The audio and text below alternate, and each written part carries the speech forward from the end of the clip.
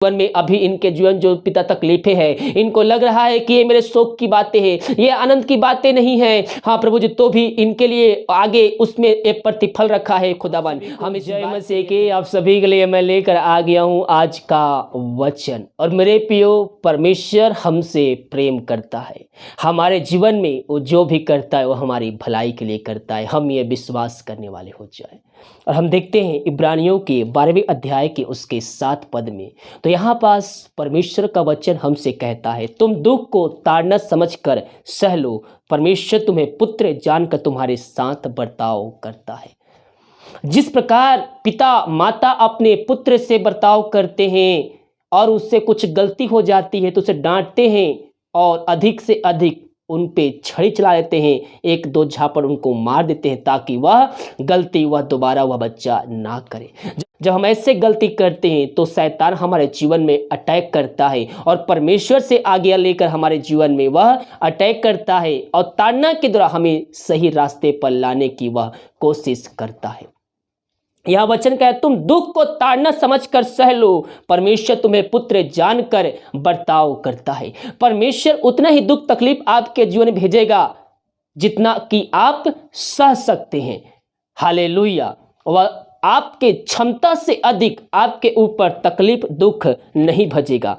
यह वचन कहता है, देखिए, फिर जबकि हमारे शारीरिक पिता भी हमारे ताड़ना किया करते थे और हमने उसका आदर किया, तो क्या आत्माओं के पिता के और भी अधीन ना रहे जिससे हम जीवित रहें। अगर संसारिक के पिता हमें डांटते हैं, हमें ताड़ना देते हैं, वो हमारे भलाई के लिए हैं, जो हमें आत्माओं के पिता को क्या हम उससे अधिक आदर ना करें।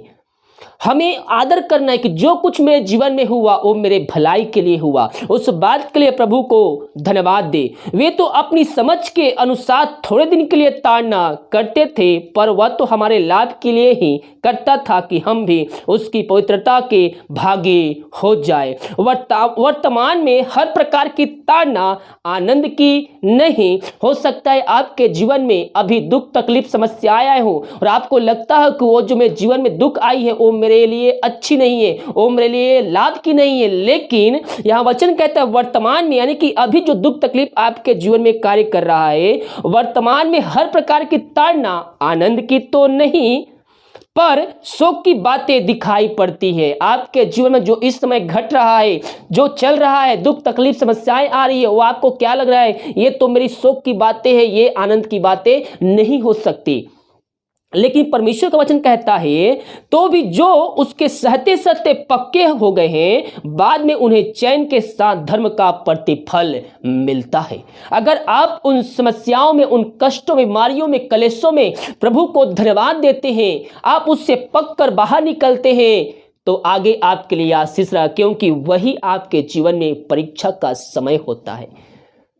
जब आप उससे निकलेंगे तो आप पकाए जा चुके होंगे और आपके लिए आशीष आगे रखा होगा। उस बात के लिए हम प्रभु को धन्यवाद दें। जो जीवन में हमारे जीवन ताड़ना आई है, हमारे जीवन में समस्याएं आई है, कष्ट आई है, बीमारी आई है, कलेश आई है, उन सारी बातों के लिए हम प्रभु को धन्यवाद का बलिदान चढ़ाने वाले हो जाए। हो रिबा सिख खराबा, रिबा सिख खराबा, हु रबा रिख खराबा, पिता इनको तेरे हाथों में सौंपते हैं। हाँ प्रभु जी, जीवन में अभी इनके जीवन जो पिता तकलीफें है, इनको लग रहा है कि ये मेरे शोक की बातें हैं, ये आनंद की बातें नहीं है। हाँ प्रभु जी, तो भी इनके लिए आगे उसमें एक प्रतिफल रखा है खुदावन। हम इस बात के लिए धन्यवाद देते हैं। मेरे प्रियो, विश्वास कीजिए, हानि उठानी पड़ी है, जो बीमारी है, जो कष्ट है आपके जीवन में, जो क्लेश है, ताड़ना है, वो आपकी हानि की नहीं बल्कि आने वाले दिनों में आपके लिए लाभ की है। वो आपको उसके द्वारा प्रतिफल आपको मिलेगा। हाँ प्रभु, जिनको तेरे हाथों में सौंपते हैं, वचन में बने रहने के लिए सहायता प्रदान कीजिए पिता, ताकि विश्वास में आगे बढ़कर ये वचनों पर जड़ पकड़ते जाए पिता। तेरे नाम की महिमा इनके जीवन में प्रकट होने पाए, इनके घरों में प्रकट होने पाए।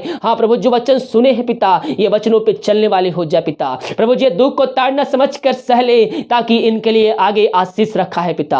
हम धन्यवाद देते पिता, हर एक बातों में ये भाई बहन तुझको धन्यवाद का बलिदान चढ़ाने वाले हो जाए। हर एक समस्याओं में, हर एक कष्टों में ये तुझको धन्यवाद का बलिदान चढ़ाने वाले हो जाए। यही हम प्रार्थना करते हैं। इन सबों को तेरे हाथों में सौंपते, पवित्र आत्मा के द्वारा सहायता प्रदान कीजिए कि वचनों पे चल सक, वचनों पे पालन कर सके पिता, और आगे इन आशीष को प्राप्त कर सके, यही हम प्रार्थना करते हैं। प्रार्थना सुना, धन्यवाद यीशु पिताजी, आशीष मांगते हैं, सुंदर ग्रहण कर। आमीन, आमीन और आमीन। हालेलुया। हम प्रभु से प्रार्थना करने वाले हो जाए विश्वास के साथ मेरे प्रियो, क्योंकि जीवन में हमारा जो भी घटता है वो उसी के द्वारा होता है। शैतान हमारे जीवन में प्रवेश नहीं कर सकता बिना परमेश्वर की आज्ञा लिए हुए।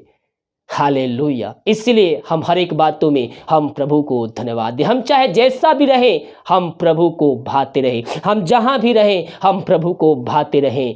हालेलुया। यानी कि हम उसकी महिमा, उसकी स्तुति, उसकी आराधना हम करते रहें। वीडियो को लाइक कमेंट शेयर कीजिए ताकि और भाई बहन लोग यीशु मसीह को जान सके। शाम को 6 बजे नाइट का प्रार्थना पोस्ट होगा, तो उन सभाओं में शामिल होकर आशीष को प्राप्त कर लीजिए। God bless you.